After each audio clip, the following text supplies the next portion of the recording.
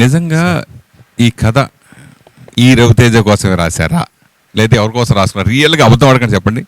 Okay, నా background అంటూ ఏం లేదండి. నేను అమలాపురం కుర్రాడినే, రాజోల్ మాది. కాకపోతే చిన్నప్పటి నుంచి సినిమాలు అంటే పిచ్చి. ఆ ఇన్ఫ్లుయెన్స్ అయితే బాగా పడిందండి. నేను స్కూల్ డేస్లోనే సినిమాలకి నేను వచ్చేసాను. మీరు నాకు ఎప్పటి నుంచో పరిచయం చెప్పాలంటే, ఇప్పుడు కాదు, మల్లీశ్వరి సినిమా నుంచి కూడా ఫస్ట్ టైం మిమ్మల్ని చాంబర్లో చూసాను నేను. అప్పుడు నేను సీసీలోనే ఉండేవాడిని. వీడే సినిమా అప్పుడు చెప్పాలంటే ఆ టైంకే నేను వస్తాను. ఆ తర్వాత ఇంకా కంటిన్యూషన్ జర్నీ, తర్వాత మళ్ళీ ఎడ్యుకేషన్ కంప్లీట్ చేయడం, మళ్ళీ రావడం, మళ్ళీ వెళ్ళడం, మళ్ళీ డిగ్రీ కంప్లీట్ చేయడం, అలా వచ్చి ఇలాగా ఈ రోజున ఇలా మూవీ చేసాం. దర్శకుడు అవటం అనేది అంత ఆషామాషి విషయం కాదు. అవునండి, అవునండి. దానికి ఎన్నో కష్టాలు పడ్డాయి. ఎప్పుడో మల్లేశ్వరి అప్పటి నుంచి మీరు ప్రయత్నాలు చేస్తుంటే ఇప్పటికి డైరెక్టర్ అయ్యారు. సో ఒక్కసారిగా ఈ సినిమా ఫస్ట్ కాపీ చూసిన తర్వాత మీరు పొందిన అనుభూతి అంటే నేను చెప్పలేనండి అసలు. అంటే వెరీ హ్యాపీ అండి.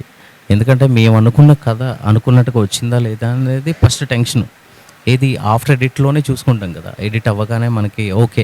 దానికి రీ రికార్డింగ్ అండి మెయిన్ ప్లస్ అండి. రోషన్ సాలూరి తను ఇచ్చిన రీ రికార్డింగ్కి మేమైతే సాటిస్ఫై అండి. నో డౌట్ మనం అనుకున్నది యాస్టీజ్ వచ్చింది, ఖచ్చితంగా ఆడియన్కి నచ్చుతుంది, నో డౌట్ అండి. దట్టు కథలో ఇందాక మీరు అన్నట్టు ఒక లవ్ స్టోరీ, ఒక క్రైమ్ డైరెక్ట్ తీస్తుంటే ఆడియన్ కనెక్ట్ కాకపోవచ్చు. ఎందుకంటే వాళ్ళు 2.5 అవర్లో వాళ్ళు వెతుక్కునేది కూడా ఫన్ను, కొంతైనా ఫన్ ఉండాలి.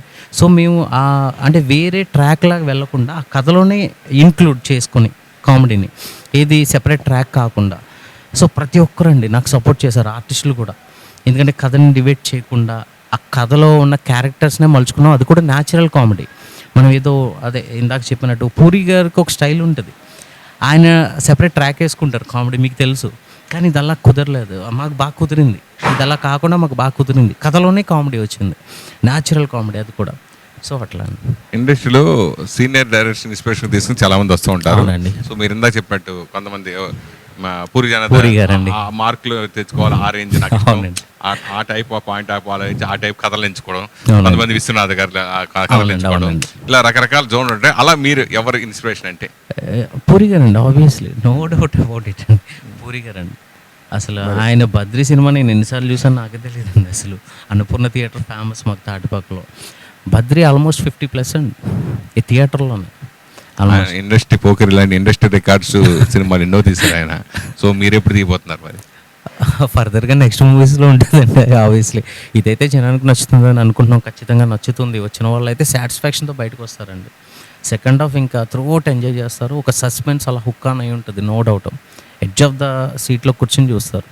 ఫ్రీ క్లైమాక్స్ టు క్లైమాక్స్ ఒక ట్విస్ట్ రివీల్ చేస్తాం, అదైతే చాలా బాగా వర్కౌట్ అయింది.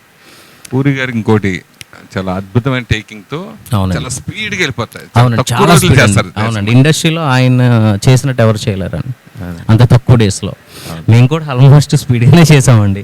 కాకపోతే మేము రీషూట్లు పెట్టుకోవాల్సి వచ్చింది. అదే మేము ఎక్కడ కాంప్రమైజ్ అవ్వలేదు. ఫస్ట్ థింగ్ హీరో కానీ నేను కానీ తను కూడా ఎడిట్కి వెళ్ళిన తర్వాత ఇది ఇలా చేద్దామా, ఇలా చేసుంటే ఇంకా బెటర్గా వస్తుందేమో అని తను ఇన్వాల్వ్ అయిన తర్వాత మేము మళ్ళీ కొన్ని రీషూట్స్కి వెళ్ళాం. అమలాపురం వెళ్ళి చేసుకుని వచ్చాం. సో అలా కొంచెం ఒక 15 to 20% బడ్జెట్ పెరిగినా కూడా మేమైతే కాంప్రమైజ్ అవ్వలేదండి. మిమ్మల్ని మళ్ళీ రీషూట్ చేయమని సజెస్ట్ చేసింది ఎవరు? ఇద్దరు అండి, మ్యూచువల్ అండర్స్టాండింగ్. అంటే ఇప్పుడు ఎలా ఉంటుందంటే కొత్త డైరెక్టర్ ఇంటెన్షన్ మీకు ఐడియా ఉంటుంది. చేసింది ఒకవేళ డైరెక్టర్కి నచ్చకపోయినా వాళ్ళు ఏమంటారు, ఒకవేళ మనం వెళ్దామంటే వాళ్ళు ఏమంటారు అన్న ఇంటెన్షన్ అయితే ఉంటుంది, ఆ భయం ఉంటుంది. కానీ వాళ్ళే అంత ఇన్వాల్వ్ అయ్యి లేదు చేస్తే ఇంకా బెటర్ ఉంటుంది. కొన్ని యాడింగ్ సీన్స్ కూడా యాడ్ చేసుకున్నాం, కొన్ని లింకప్స్, ఇది ఇంకా బెటర్ చేద్దామని నా ఐడియాతో వాళ్ళ సపోర్ట్తో మళ్ళీ చేసుకున్నామండి. వైఫ్ అండ్ హస్బెండ్ లాగా హీరో డైరెక్టర్ కంపల్సరీ. అవునండి, అలా మీ కాపురం ఎప్పుడు చిగురించుకుంది? అంటే ఎప్పటి నుంచో తెలుసు అండి.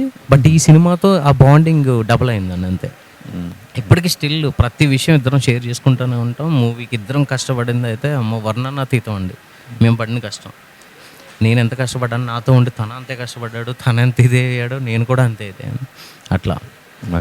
అయితే